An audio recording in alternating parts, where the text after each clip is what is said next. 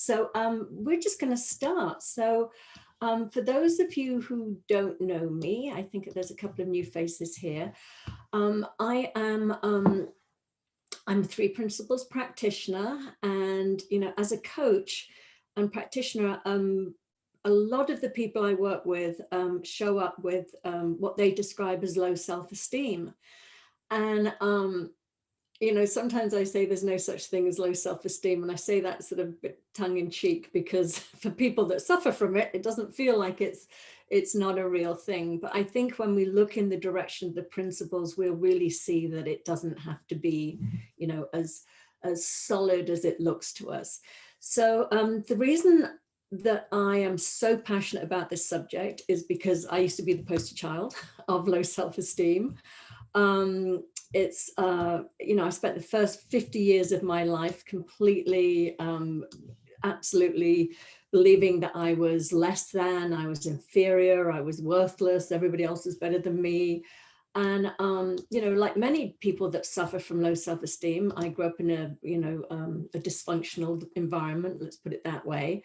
I was abused and abandoned and neglected, and therefore I felt unloved and unworthy of being loved.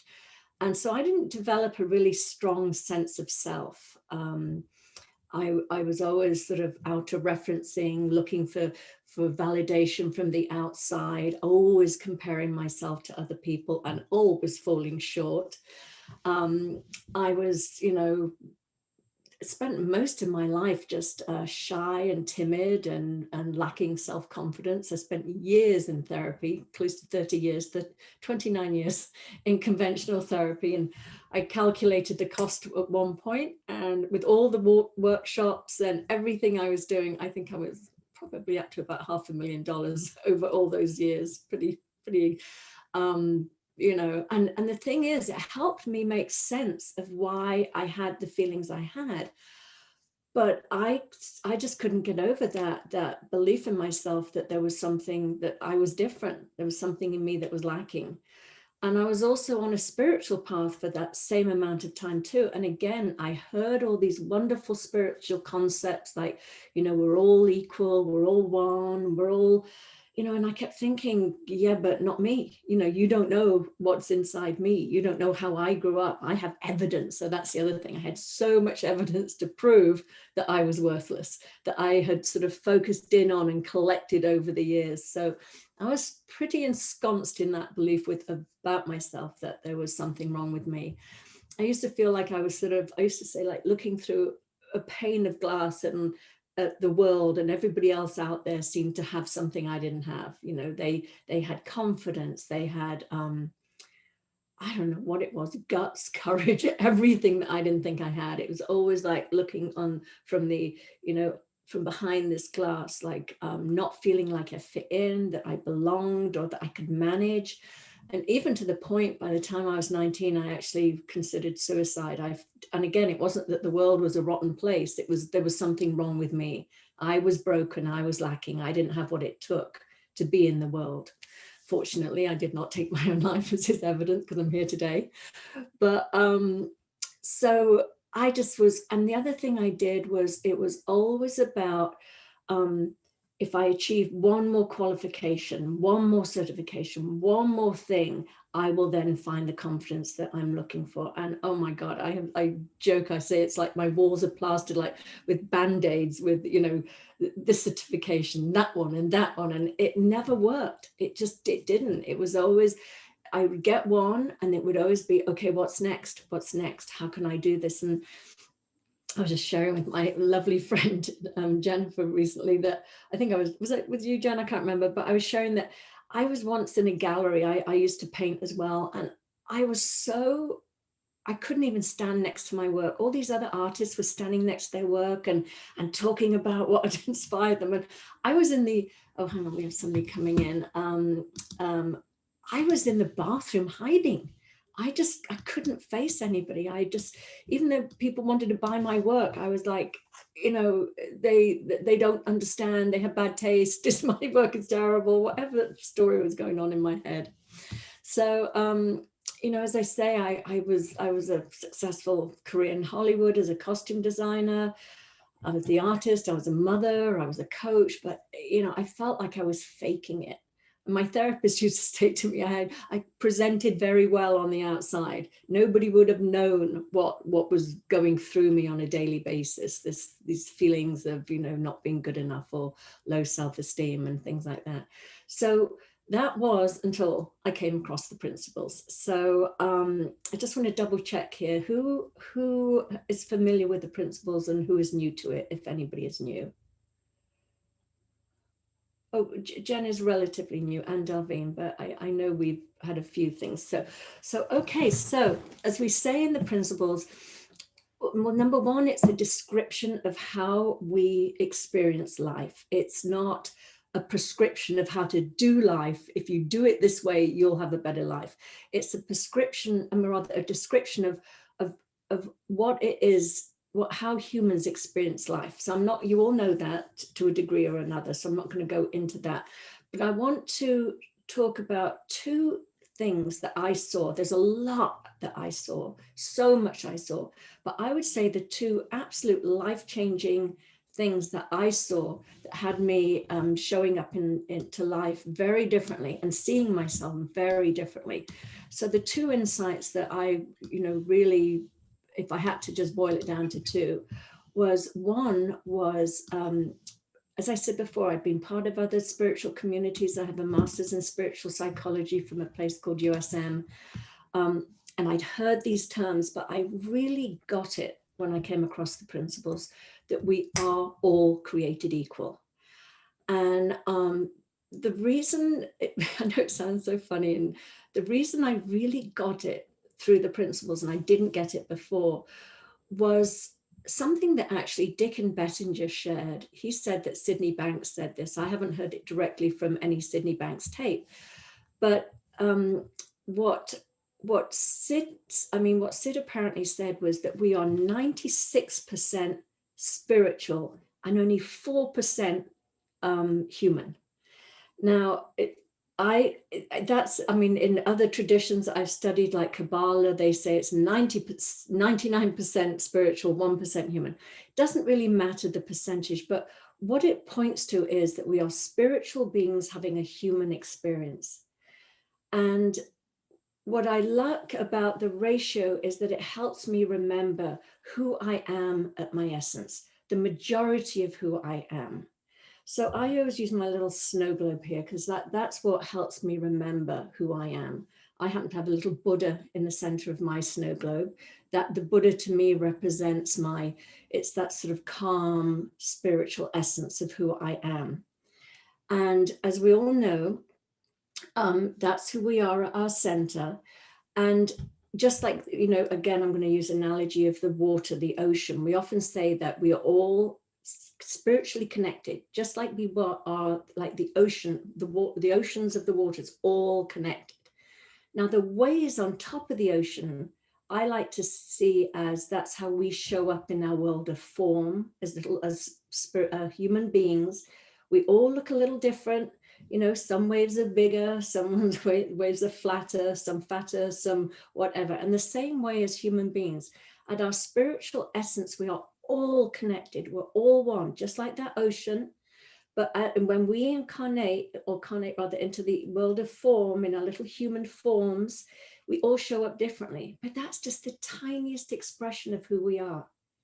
Who we are at our essence is all equal. We all come onto this planet with exactly the same amount of the essence of who we are, our spiritual nature. We all come onto this planet with the exact same amount of innate wisdom, the exact same amount of innate well-being, the exact same amount of resilience. We are all equal in that place. So what happens, even though, you know, as human beings, we sometimes get caught up in what we call our personal thinking. And we think we're just these one little individual beings on this planet.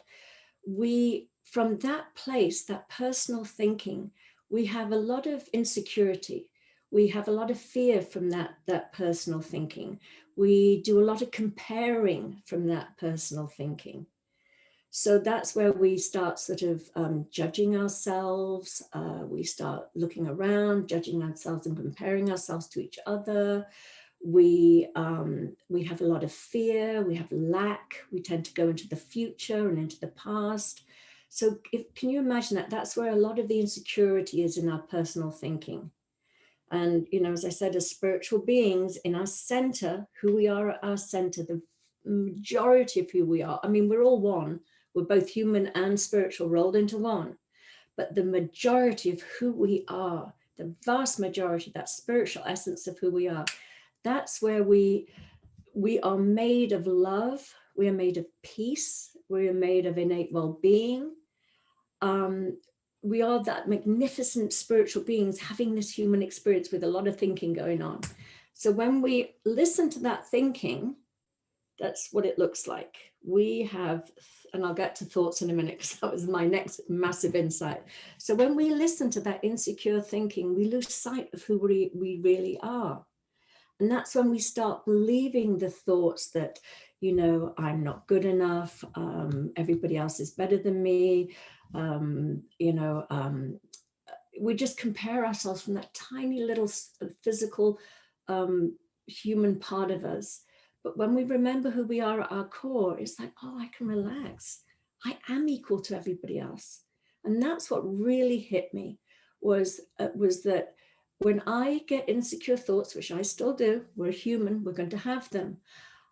That is my internal alarm system that says, oh, you're up here. You just got stuck up here for a bit. You just forgot who you are. And from that place up here, yes, it makes sense to compare myself. Yes, it makes sense to say, I'm not as good as everybody else.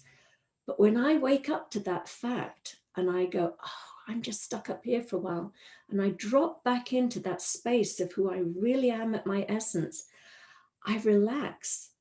And I actually really feel that I am equal to everybody else.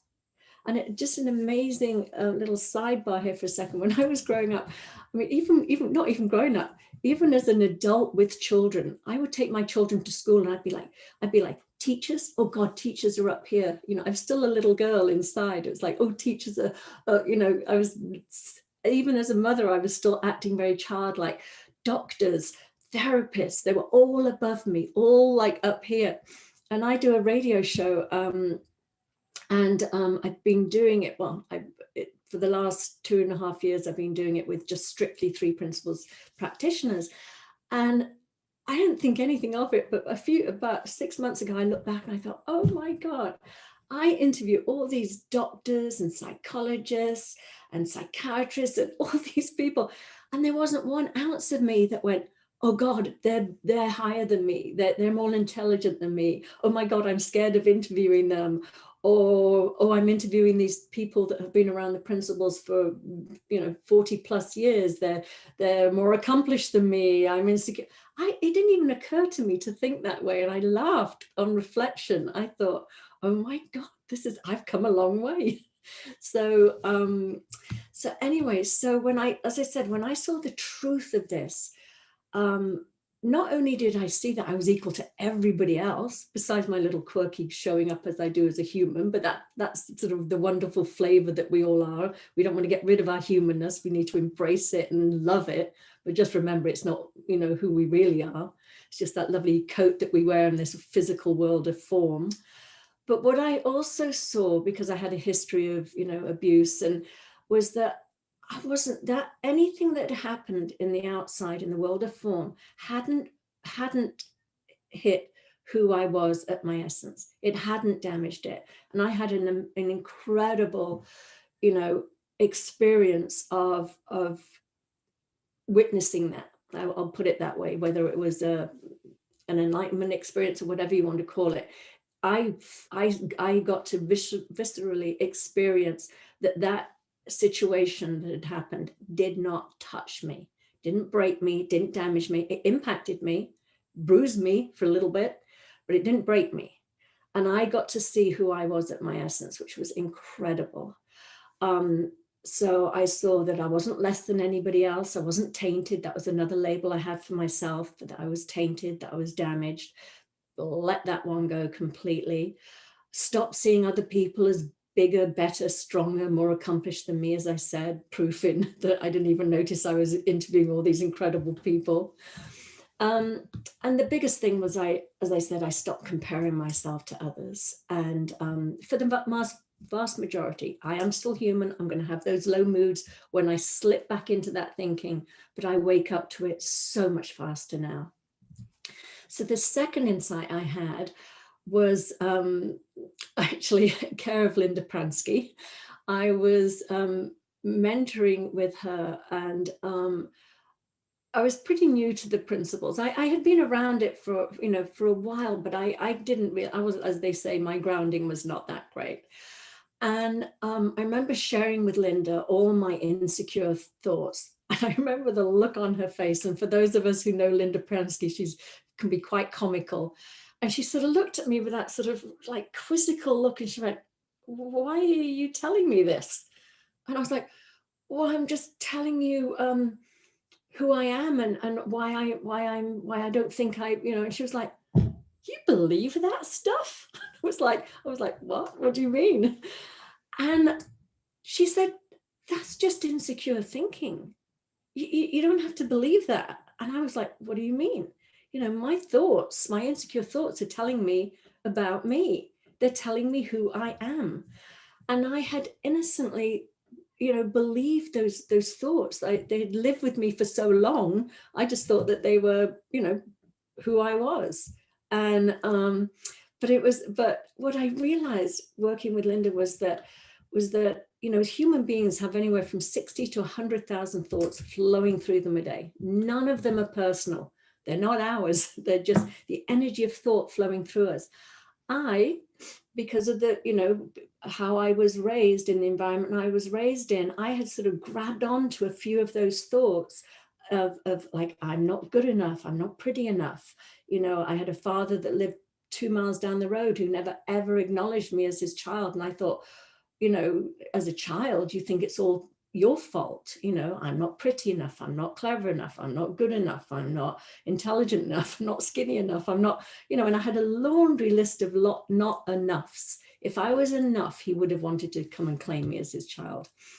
I mean, completely innocently, I thought that. And I can see how I could think that as a child. But what happened is I created a little sort of personality or persona called Dell based on that thinking that I carried through life innocently. And even as an adult, I never looked back and questioned it and thought, well, of course, there was nothing wrong with you. If anything, he was just incapable of loving you. That's if there was fault to lay anywhere, it would be there, not because there was something wrong with me. But innocently, we humans, we don't question these thoughts in our head. We don't question this identity. We just believe that that's who we are. And so it was, I'm so grateful for Linda's sort of look of incredulous, like, what? When I shared some of my insecure thoughts. So what I love about the principles was, let me go back for a second. So I had spent all those years in therapy trying to change my thinking about myself. And I thought the only way that I could change that thinking was to keep improving myself. If I just do this, I will be, a better person, and then I'll feel better. So I was on that treadmill constantly looking to the outside to improve myself. I mean, I often joke that my self-help section or library in my house, which was thousands of books, could rival, the self-help section of Barnes and Noble. I think I literally owned every single book that was on the market. So I was on this path to keep changing my thinking so that I would have a better experience of life.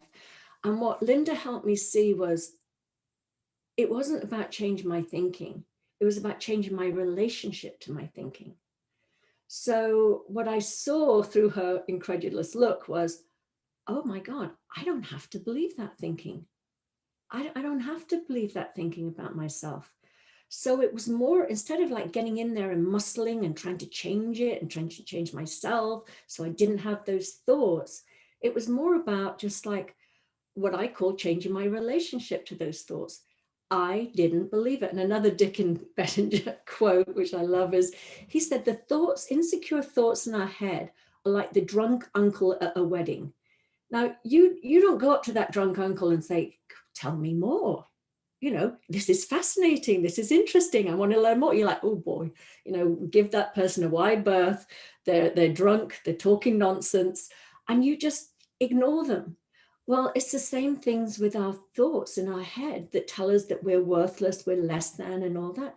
We actually can ignore them because they're not true.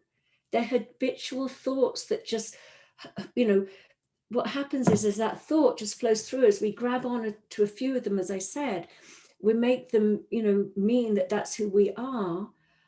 But if we just let them flow through us, we could have just as easily grabbed onto thoughts of, oh, I'm pretty great. Oh, I'm amazing. Oh, I'm beautiful. Oh, I'm accomplished. God, I'm clever. We could have easily grabbed onto those. But I do think that our childhood environment that we grew up in rather, can affect the thoughts that we grab onto and latch onto. And then they have a habit of showing up. And that's all they are. It's habitual thoughts. That's all they are. They're not solid. They're not us. They're not pointing to who we are. They just have sort of set up camp like squatters in our head. And they are so familiar to us that we end up just thinking, oh, they're telling me, you know, who I am. So anyway, so once I saw that I did not have to believe that thinking in my head, I did trust Linda. It was hard in the beginning, but I trusted her. And the more that I doubted them, the less prevalent they were. They started to fade. They were, instead of being like in the forefront of my life, getting in the way of me showing up to life and living life, they just became a little thing on the side that sort of nagged a bit. And then more and more they became in the back, and they just sort of faded into background noise, sort of static. Now, if I'm in a low mood, they might come a little more forward, a little more center, but I know now that I go, oh, I'm just in a low mood, so I'm hearing that a little more. I don't have to hear that. And it's like I sort of push it to the side. And I know we don't give tricks and tools in the principles, but I did actually, one of the very first books I ever read was by Richard Carlson, and he wrote it in the 90s. And when I read it, he was talked about, was brought up in the principles community too. His father said, he talked about thoughts, you know, that you can put them to the side. You can put them even on the back burner. So that's what I started to do. If I would get one of those insecure thoughts, I think to myself, you know, again, Linda, she goes, well, when I have one of those thoughts, she goes, I look at it and think, are you helpful? And so I started doing the same thing. I thought, if I got one of those thoughts, I think, I don't think you're helpful, on the back burner. This isn't helpful, on the back burner. But anyway, the point being that the more that I didn't buy into them, that I didn't believe them to be true about myself, the more they faded, to the point now where I show up to life so differently. And Jen, who has known me for, I don't know, 27 years, something like that, can attest to it. I show up to life so differently than I used to be. As I said, I was shy, insecure. I used to think I was an introvert. I was hiding. It's so uncomfortable, never comfortable in my own skin. And these days, you know, as I said, I host a weekly podcast and YouTube show, interviewing incredible people. You know, I do that. I write a weekly blog. That was another thing. I'm not a writer. I wouldn't even make a comment on a Facebook post. That's how insecure I was about my writing. It's like, now I put a blog out every week. I speak at international conferences. Oh my God, what else do I do? Host webinars like this. I coach groups. I coach individuals. Things that I would never, ever have thought possible until I came across this understanding. And when I saw that I had just, you know, we live in a world created by thought. And I lived in this self-imposed prison of believing these really awful thoughts about myself. And once I realized that I was making stuff up, I might swear here, but that's okay. I basically was making shit up. And if I was making up bad shit, I actually could make up good shit. And I really did. And I just thought, I can, because like I said, those labels of I'm less than, I'm not good enough, and everything, it's just like a cloak that you wear. And we can shed that cloak at any time. Oh, we can wear the cloak and stick some other labels on it, like I'm brilliant, I'm great, I'm really cool, or whatever it is. But the bottom line is we're making it all up. Our identities are made up. They're not set in stone. As I was sharing with Jen just earlier, I took a Myers-Briggs for years when I was younger, always an introvert, always, whatever ever it was. I had to take one a couple of years ago for some other thing, not the principles.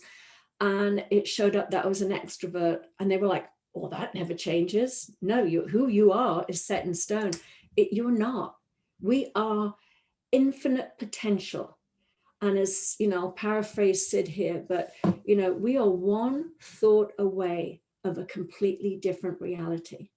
And that's what happened for me when I started to doubt the story of who I was and entertain different ideas about who I was, not who I could be, but who I actually was. I started showing up differently. And that was just mind-blowing, magical, just unbelievable for, a former shy, timid, insecure introvert. So that's pretty much, I'm right on time. I'd love to hear any questions anybody has, any comments, any clarification. Makes sense to me, but I realize for people that are new to it might not make as much sense. So I'd love to open it up for questions or comments. You don't have to make a question. Jen, hi, you go. Hi. Such good stuff. God, there's so much. First of all, I want to just share that, for those of you who don't know, and I had forgotten this, Del is an amazing artist. But I wanted to just share something that came up for me when you were talking about standing next to your art and how you couldn't do it. And you went in the bathroom, and I started thinking, I remembered what an amazing artist you are. And because for a while you were focusing on that, and now you're a little bit more focused on this. And I immediately went into comparing and despairing, is what we call it in the program. I'm in a 12-step program, and I was thinking, oh God, like there's another thing you do and do well, And I immediately started thinking about how what we were talking about, Del and I met yesterday, and I was thinking, I was sharing how I don't really have a lot of hobbies, and and I am very insecure about what I don't do and what I can't do. And I signed up to take a writing class because I love to write, and I'm actually a pretty decent writer.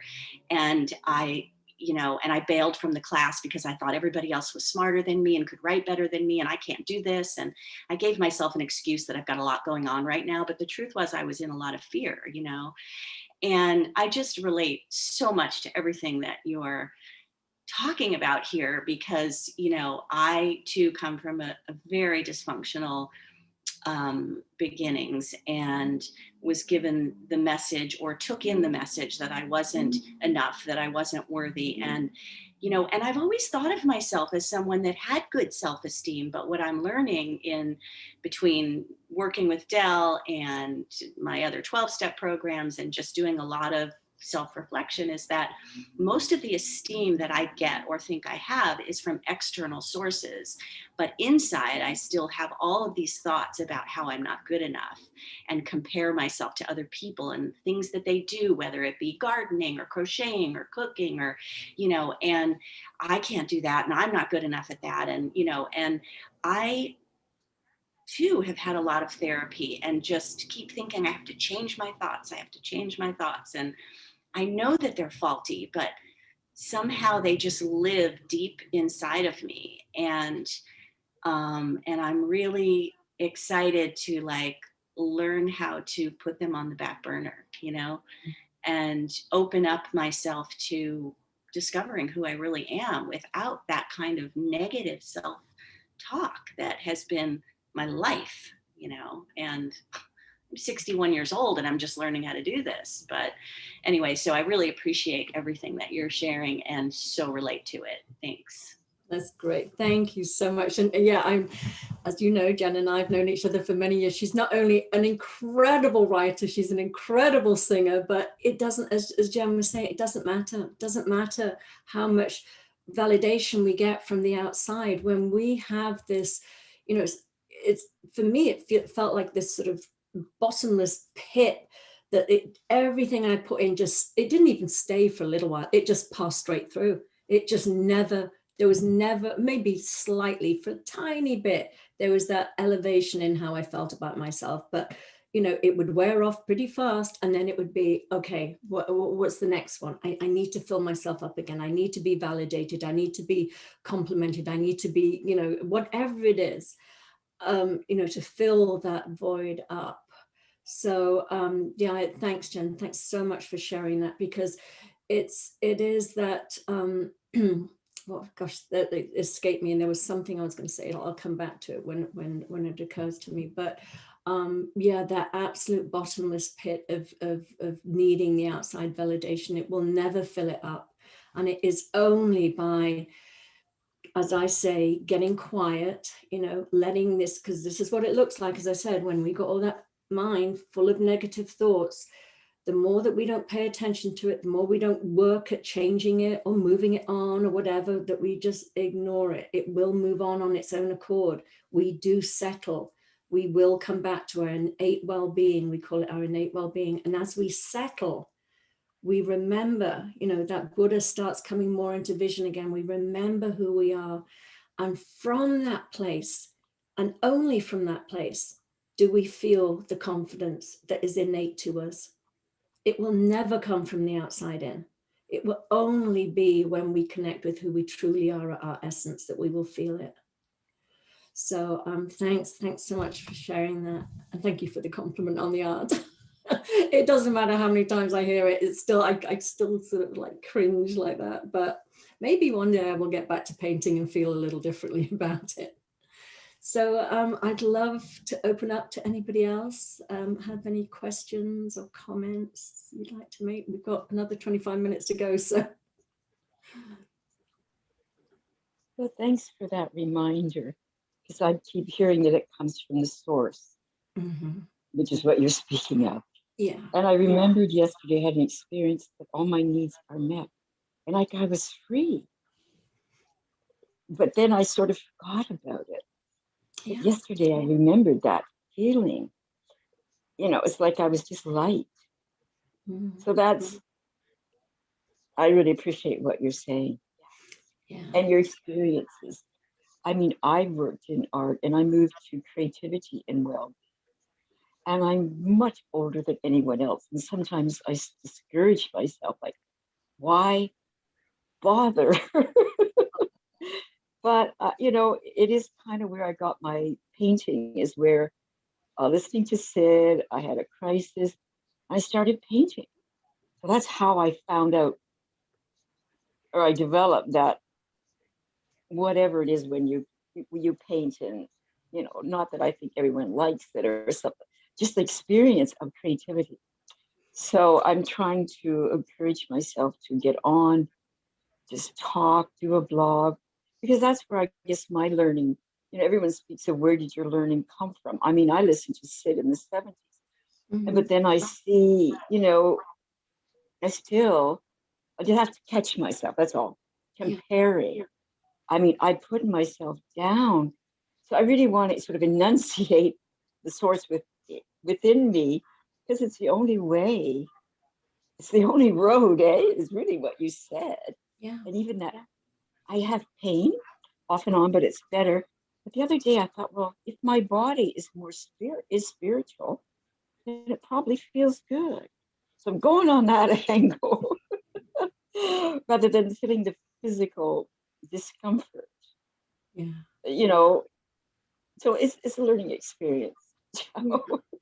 I love what you're saying, Monica. And I also, and having been in spiritual community since I was 21, what I love about the principles is that it is the one sort of spiritual community that I've been in where it really, it's not about sort of spiritual bypassing. It's not about, oh, we are, you know, we're on this path of higher consciousness, we're getting better, we can surpass all our, you know, human experiences.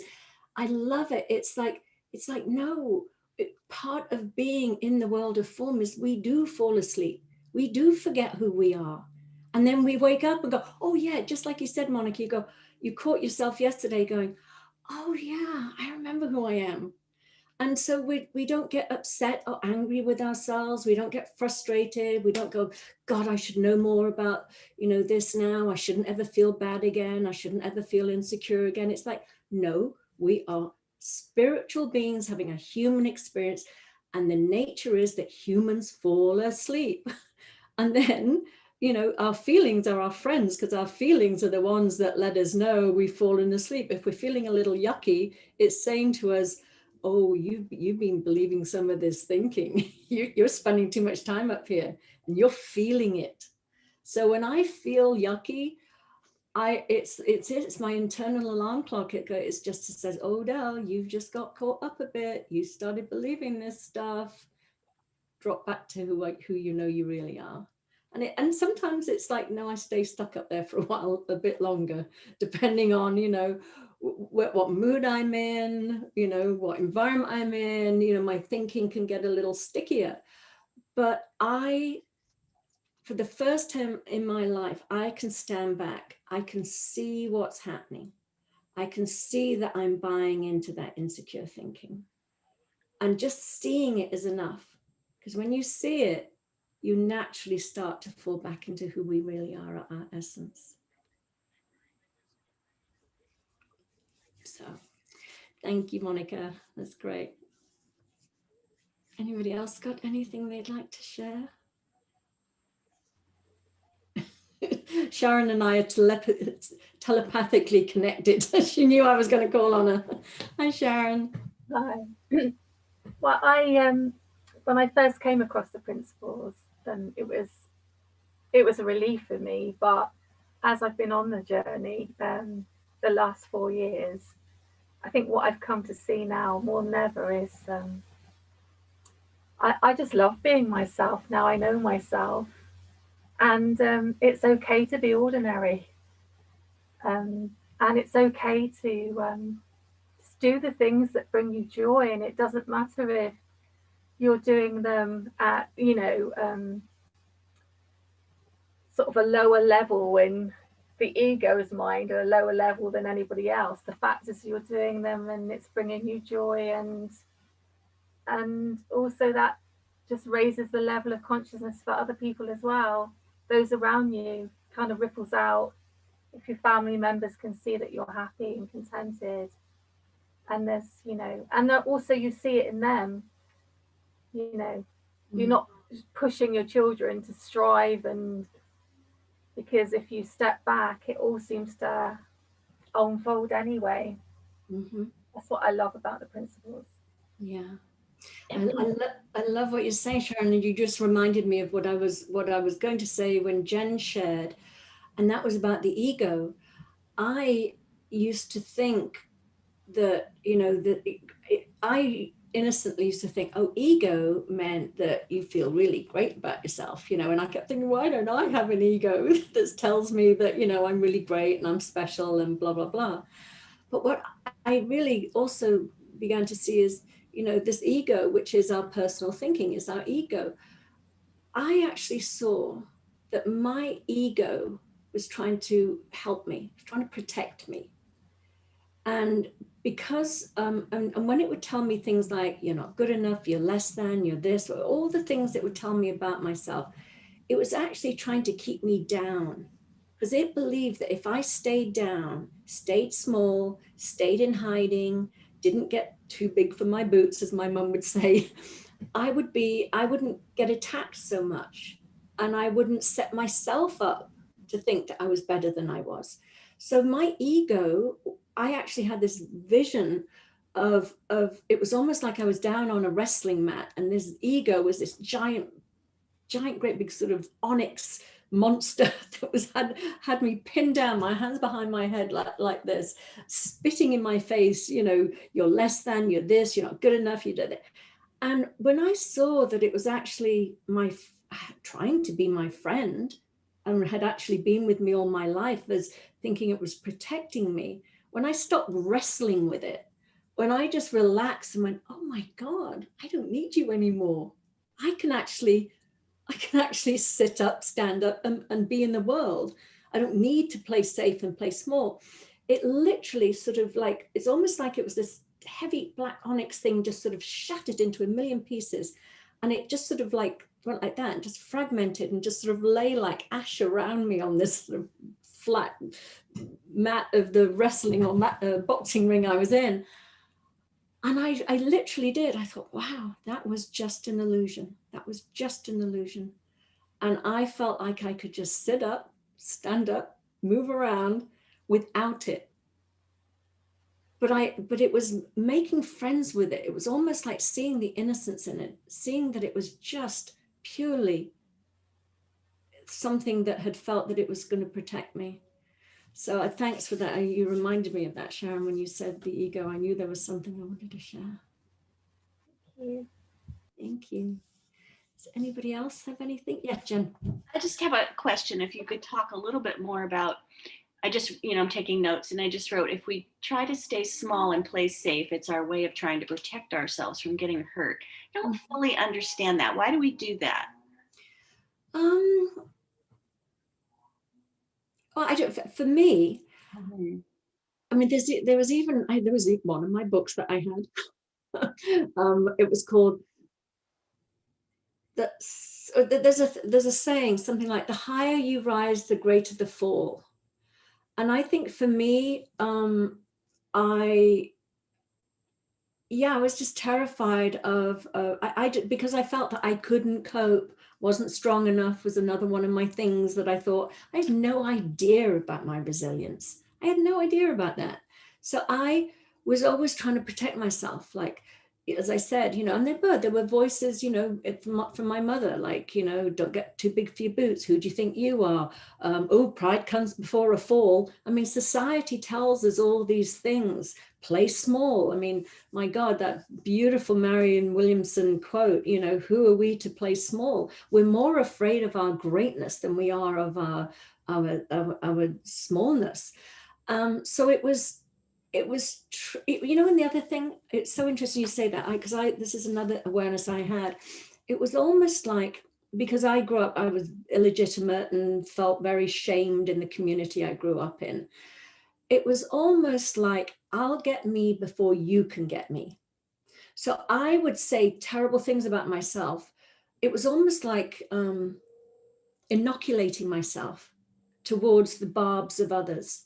If I already tell myself I'm worthless and whatever, then your words won't hurt me as much, because I've already heard them from myself. I think that played into it. This is why it's so fascinating. A lot of people in the principles are like, now psychology, that I love psychology. I mean, I study spiritual psychology. To me, we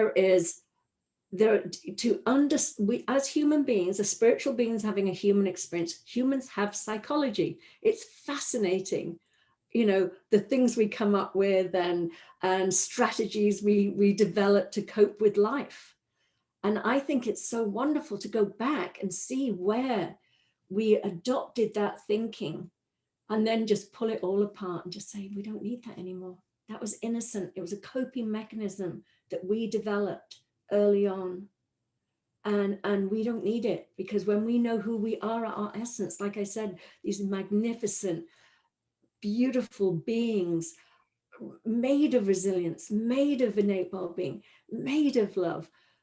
We don't need all those innocent human sort of defense mechanisms that we develop. They can all fall away and we can just show up to life. But I find us fascinating. I love it. To me, it's like throwing the baby out with the bathwater. Why, and and it helped, and we are, for me, we are the sum of our experiences. Yes, I know who we are at our essence, but we are also, the sum of our experiences. But my God, if we can show up being the sum of our experiences and just sort of like own it and just burst out into the world with that, as opposed to, oh, with the sum of our experiences, and I'm really like, I should stay hiding. I often think that, what we perceive as our weaknesses are our strengths. They really are. So the hard things we've gone through are not just that it made us stronger, but it made us more human, made us more relatable, made us more connected to other human beings. Because there's not one of us that have been on this planet that haven't been impacted by some trauma or something. We've all gone through something, but the more that we come together and come out of hiding and share our experiences, I remember, in all my years of therapy, the one thing I got from it was my therapist to say, if I lined up 10 women, they would all feel the same way about this. He normalized my experience, is what I'm trying to say. I never felt that I was terminally broken. He normalized, and that was what was healing for me. I still, I always say the principles were the icing on the cake for me. They were the cherry on top of the sundae. They had me burst out of that self-limiting view I had of myself. But my therapist tried very, very, very hard for many years to show me that I was normal. I couldn't see it without the principles. The principles was what helped me see it. But he tried really, really hard, and I love him for that. But so anyway, I would love to open it up to anybody else that has any questions or thoughts or anything that they love to contribute to the conversation.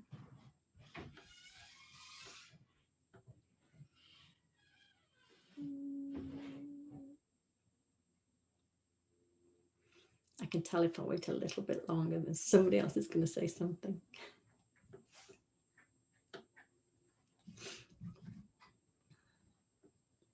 Or maybe not. So, yeah, you can put, if somebody doesn't want to speak up, if you want to put something in the chat, is there something you want me to, I've got a few minutes left, if you want me to sort of elaborate on something or anything like that.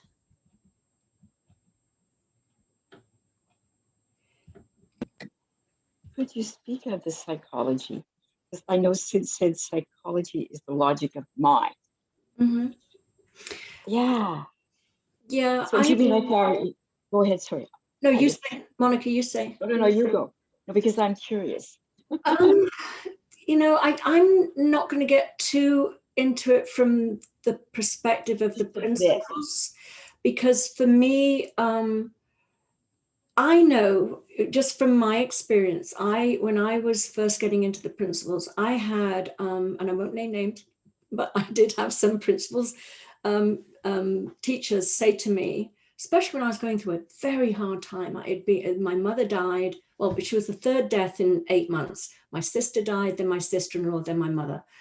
And I was feeling like, and I grew up as a single child with my mother.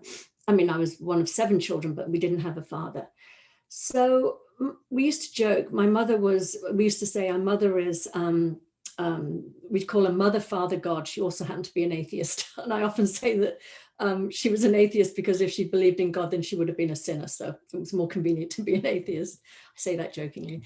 But she was everything to me, absolutely everything to me. And I was sharing this with a principles practitioner who basically sort of went, why are you telling me this? That's just all thought. That's just all thought. And for me, number one, I experienced it as dismissive. I didn't feel safe. I didn't feel connected. I had no rapport with this person. It was hard for me. And thank God there was something inside me that said, don't bolt. But I could have bolted. I could have just said, this is all a little too simple, a little too simplistic. All, you know, we're all living in a thought created world or reality. So I stayed in,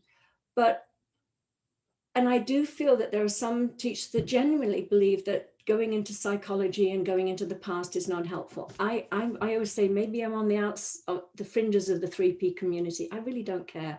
I saw something that impacted my life and changed my life, changed how I showed up. So I'm going to keep sharing what I saw and what helped me. If it fits into the, you know, principles or not, I really, you know, that it's fine. Everybody lives in their own thought created reality anyway. So if they see it differently, they see it differently. So I do, when I work with people, number one, I love stories. I'm a storyteller. I love people's stories. It's like, tell me your story. Tell me how you've lived your life. Tell me the areas where you're stuck. Let's go back and as I said before, it's like a surgeon. It's like, oh, let me find that. Oh, let me bring that out. And let's like dissect it, look at it and see, oh God, you don't have to carry that. It's like a tumor in you. You don't have to carry that anymore. So you know, as I said, as human beings, we do have psychology. We have, you know, survival mechanism. We have the amygdala. We have instinct. We have so much that I think is valuable and worth looking at. And then looking beyond with the understanding of the principles. But I will never dismiss it as it's all, you know, yes, thought carried through time. Memories are thoughts carried through time. And we may have been through some childhood trauma. And I think to have the awareness that we are re-traumatizing ourselves by carrying those thoughts in time and believing them unintentionally, so innocently. Nobody would deliberately re-traumatize themselves, but they don't see that they have a choice. They don't see that they can experience it differently. And that's where I love to bring that in. But I will be with you and walk with you as long as you need to leave the pain of the past behind. You know, I share what I share. I don't have an agenda. Like I said, I would never, if somebody's in a lot of pain, telling that person it's just their thinking is absolutely, for me, not helpful. And I feel it's disrespectful. So anyway, I did see something in the chat, so I am just going to read what this says. Oh, that's lovely. Thank you, Helena. Or Helena, I'm not sure how I'm pronouncing it properly, but thank you. So if anybody is interested in learning more, a lot of the work I do is with codependency and narcissistic abuse. And obviously we know, you know, the core of codependency is low self-esteem, is the, you know, constantly looking for outside validation. There's loss of a sense of self. So that's a lot of my work. So I have a 6-week program coming up, which starts next Saturday. You can check it out at my website at Adey-Jones.com. I also have another program on the principles. So anybody new to the principles that wants to take a deep dive into that, I do a program. It's an 8-week program with Andrea Vallely. And we start that on April 22nd, and it's fabulous. It's just really, you know, immersed into the principles. There's so much more to see. As I said, I've just, you know, highlighted 2 of my big insights that changed my life, but there's so much more I saw too along the way. So that's a wonderful thing. And yeah, I do, as I say, I do groups and I do individual coaching and mentorships and all of that. So I was lovely having you join me today. I hope you enjoyed it. I hope you got something from it. And thank you so much. And thank you for everybody that even if you didn't contribute with comments, and your energy is really felt, and I'm so grateful for it. And thank you, Del. Oh, my pleasure. Thank you for joining us. Thank you, Helena. And Monica, I know, Monica, I'm flattered here. You're one of the people that have been around since the 70s. So it's lovely to have you join me. Okay, So have a wonderful rest of your weekend. I know it's nighttime in the UK, so have a wonderful week, and hopefully I will see you soon. Take care. Bye-bye. Thank you. Bye-bye.